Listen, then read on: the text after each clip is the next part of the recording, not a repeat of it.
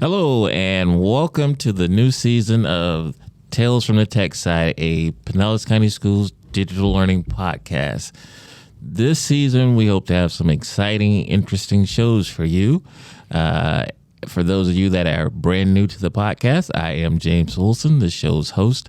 I am a former Pinellas County Schools high school math teacher, math coach, and currently work for the digital learning team. And I serve as the administrator for our LMS, which is Canvas.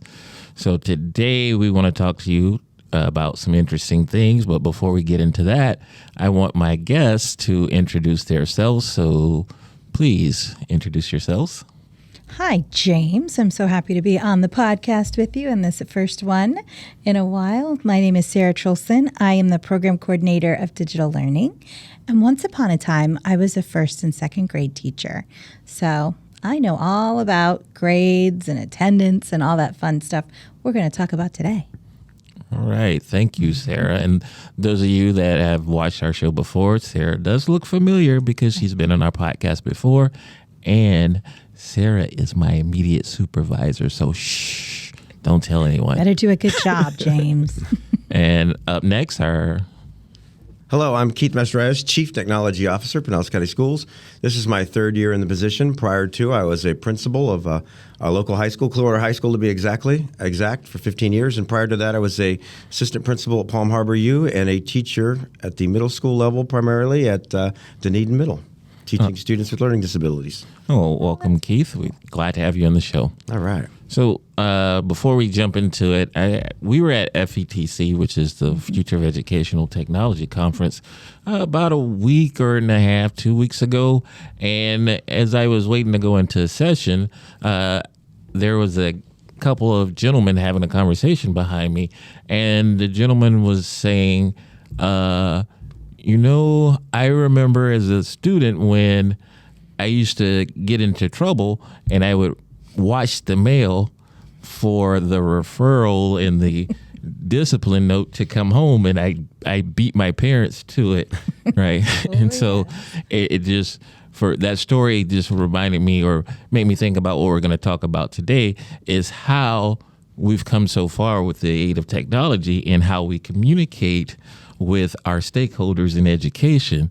And so that's our topic today, is looking at some of those changes and what are the requirements, because there are some rules and regulations to how we as educators communicate with both our parents, our students, and each other. So that's what we're going to take a look at today. So as we begin, let's talk about the rules, right?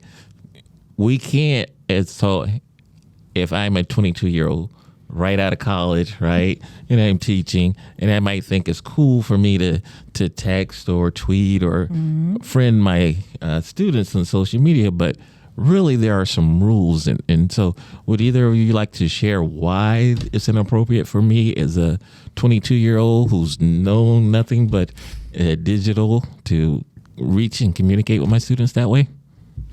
Yeah, I mean, there's a few reasons why that's probably not the best idea, especially get podcast ready there, especially in social media, because, if you're using that Facebook account or Instagram account, or I won't say the third one, right? You have probably some personal pictures, friends on there, and you just don't want to be pulling in your families into kind of that personal side of you. They should be separated. The other piece is in Pinellas County, but also in the state of Florida, we have a lot of rules about what needs to be out in the sunshine and what needs to be kind of available if someone wants it. And one of those things is that communication. So sometimes we have situations where parents might want to have a copy of any communication you had, and we need to be able to get that to them in a safe way. So we do have some rules about how we use tools, and we have a communication policy in the district that kind of sets out the things that are safe to use. And we do that, again, to keep everyone happy and healthy and everything as it should be. Right. Currently, our policy talks about there's two ways of communication electronically. One is with our email system, Outlook, and the other is Focus. So those really are the two systems, the primary systems we're supposed to be utilizing electronically. Exactly. And we're really excited because Focus has a ton of new features coming in that will be able to assist the parents, the students, the teachers, everybody connected in a way that it's documenting the conversations and at the same time providing that two-way conversation so that it's flowing, it makes sense. We're not having to pull out an app to get the information. It's right there at their fingertips. So we're really excited about this opportunity that's coming forward with Focus. And the other kind of cool thing about it is these are tools that we've kind of started to use in Focus for the last couple years. Right. So we've had a Focus app. We've had a way to have some two-way communication. And now Focus's upgrades have really taken that beginning that some folks were like, I like it, but I need it to do more. And they've made it do more. So now it's a bit more like some of those applications that teachers really love and want to use.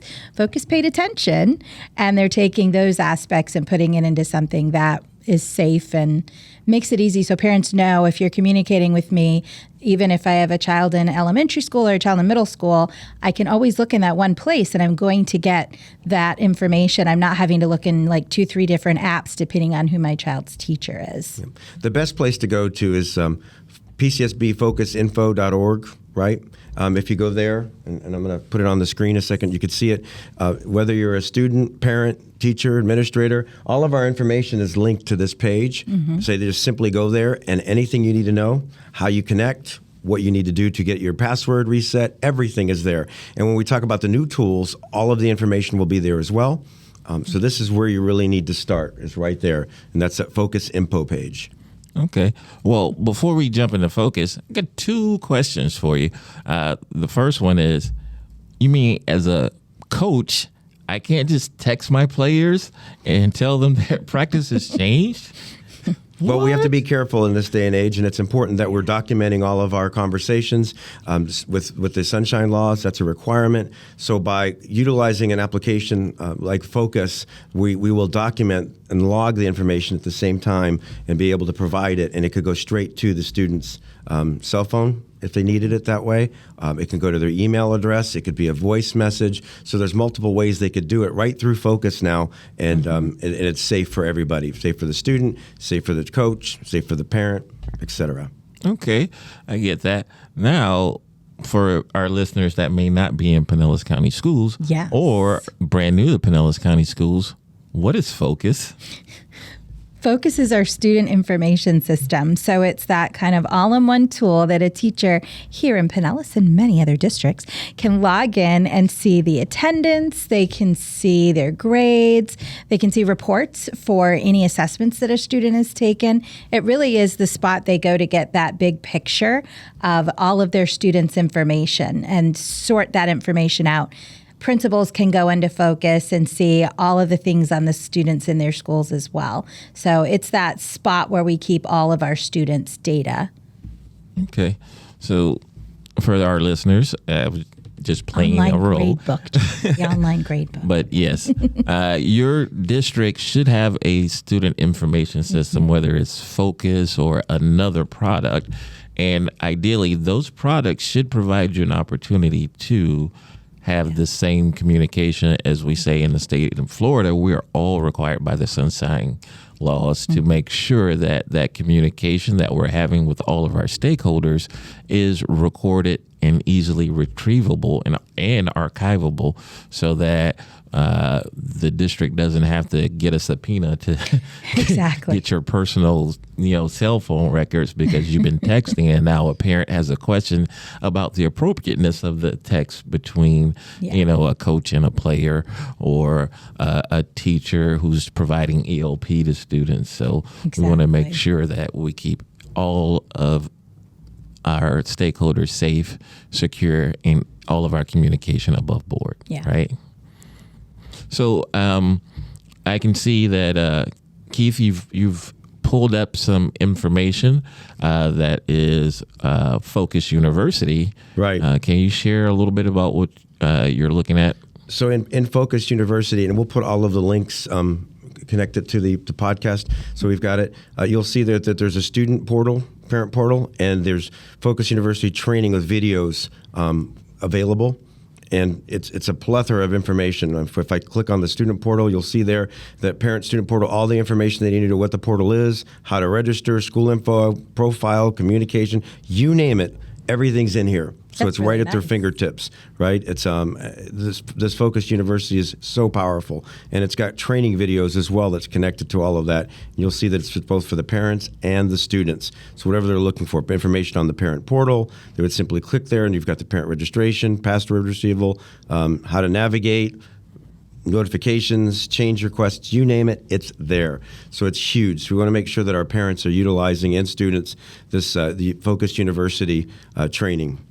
Okay, and so for parents and students, that's just focus.pcsb.org, and then you log in with your regular credentials. Correct. Now, currently in the district, we're getting ready to roll out a new version of our student information system. So, when can our stakeholders expect that to occur? So it's going to be occurring really next Saturday, right? We're talking, that's really when it's going to go live. So a week from today, today's the 9th. So we are looking at February, what, ladies and gentlemen? 17. That's correct. So it will be live by the 17th. And we're not forcing anybody to use the tools, but we're asking them that they take a look at it, and because it's a lot to offer. Right? Mm-hmm. When we talk about the communication tool, teachers will be able to send messages. And let me back up and say that the parent automatically will set the preferences for, first of all, how they want to communicate, whether it be through text, through email, through voicemail. They will put on their in their profile how they want to communicate with that teacher. It's already there actually currently, so they would just need to go and double check to see how that's set. If they wanted to add their child's text number there, so a cell phone number there, mm-hmm. they can do that as well. And all they would need to do is, again, go to our Focus portal, and they can add that there. Once that's done, the teacher can, at that point, or their coach, so if they've got the football coach, they'll have the list. They could actually text all of the students in Focus utilizing their cell number. The text would go straight there. They could also set it so that it can go to the parent and the student if they wanted. So it's very transparent that way. And then when they respond back, it would go straight back to that coach. So we've got that two-way communication with that coach, and it's also documented at the same time. And when we talk about the teacher, they can send text messages, they can send emails, and they can send voice messages right through there. So the parent doesn't have to have the application on and running on their phone, mm-hmm. or set it up so that notifications are there. If their cell phone is there and the teacher sends a message, it will go straight through and to the parent, and then they could respond and it goes back through. That's a huge change mm-hmm. for our system. And the teachers can set groups up, so they can to send messages out to, whether it be their second period class, their third period class, their morning group, depending on who they have, and it will go to all of those parents individually, and then they can respond back to it. So there you've got that two-way communication. It's huge opportunity for our folks. That's one of the big changes that's coming through. Just looking at it, I've had, James, the privilege of being able to see what this new version looks like, and it's really neat the way teachers can just select that SMS text to send that out, because I know that's been one of the, if not the number one reason why teachers are really wanting to use other types of applications for that communication, is because everyone wants it to come through a text. And now they have the ability to select that. And like Mr. Mastroianni said, if a parent has opted into that, they can get that text and not even have to do anything else. They'll get that alert like they do anything else. Right. Okay.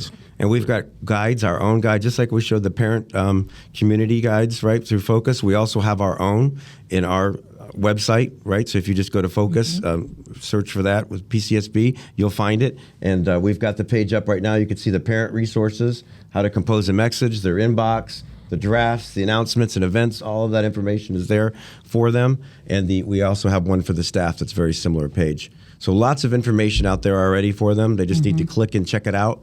And we're strongly encouraging folks to do that. Okay, it's great that you've shown all the parent resources, student resource, and then you mentioned we also have the same for staff. But we know as educators, we like to inspire change, but we're not so friendly when it comes to change. Sarah, would you like to share what the district is doing to make sure that when this new version rolls out, that teachers can have some confidence in their ability to use the new system? Yes. So there's several different ways that we're rolling out that support. Starting on the 19th, I believe, February 19th, there will be some face-to-face here at the administration building. So if folks are able to, there's some sessions throughout that day that they could come to if that's the best way that you learn. Then there's going to be some online kind of live spots that people can log in to answer questions. And Julena and her staff and our digital learning staff, James and I will be there. We'll be on there to demonstrate a few things and to answer those questions that teachers may have or staff may have. And then there's going to be an on-demand online course that's out there and available. So if the way that you learn is through looking at a little tutorial or looking at some step-by-step guides and then trying it on your own, that's going to be available as well. So lots of different ways to hopefully cover everybody's best learning style will be there. And of course, in a pinch, my team is always there to be helpful. So teachers, if you know who your instructional technology coordinator is that works with your school, reach out, and they do not mind helping you to see how you can use those new communication tools. Right. In the OneDrive, she's already placed in for Focus SIS folder. You'll see right in there Focus Training and then version 12 resources that are shared. And all of the handouts, he's got about 9 or 10 of them right now in there. And if you take a look, all of them explain what they are and what how they can assist, whether it be translating, adding recipients, the calendar, the layout, announcement features that are new, primary screens that you'll be utilizing. It's all right there, right at their fingertips. So if they're not sure of what to do and where to go, they just need to go to that SharePoint, the Focus SIS SharePoint, and they'll be able to find it. And, speaking about the translation piece, that's another really important factor. Going back to the communication, so if you enter information, right, as a text and you hit send as a teacher, whatever the profile is for that parent that's currently set up. So if the profile indicates that all of the communication needs to be in Spanish, it will translate it to Spanish for that parent. When the parent responds and hits send, it actually translates back into English for the teacher. So it's that two-way communication and concerns about any kind of language barriers will not be there. It's all connected. Wow, sounds like what is coming in the new Focus, especially with this communication modules, is really going to give teachers an opportunity to stay safe in their communications with students, but also be in the cutting edge of what they can do as far as sending out a SMS text message as well as a phone call as well as an email, all at the same time with the push of just a simple button, right?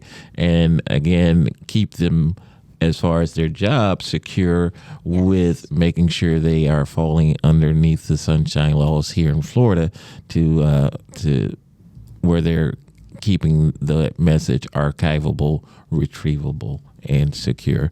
So that's great. So as we get ready to wrap up, I give you both an opportunity to any final thoughts or comments.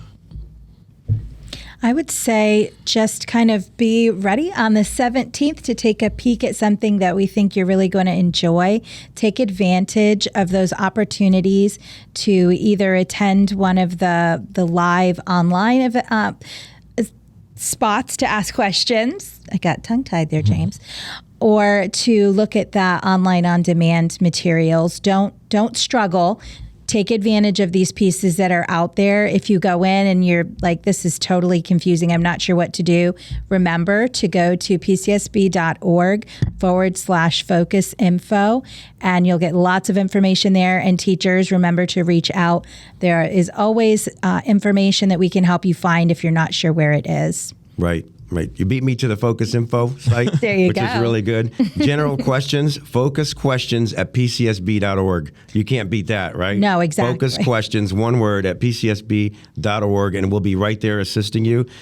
You could call the help desk as well, 588-6060, and just ask for help. We will do what it takes, whatever it takes to assist. We want to be there to support you and make sure that it is a smooth transition. The great part is it's additional resources, right, and tools. Yes. So the system itself, if you're used to Focus, is not changing. It's the same. It's just some of these extra features that are going to be in there to really help. And really, the most important piece is the communication tool. Yeah. we're excited too because there's some PBS, some positive behavior systems that are coming in place, but we'll be working with teachers on that really to get that going before we really reach out to parents about that. But really today, the most important piece for them is the communication tool that's coming. Yeah. Really excited about it. All right.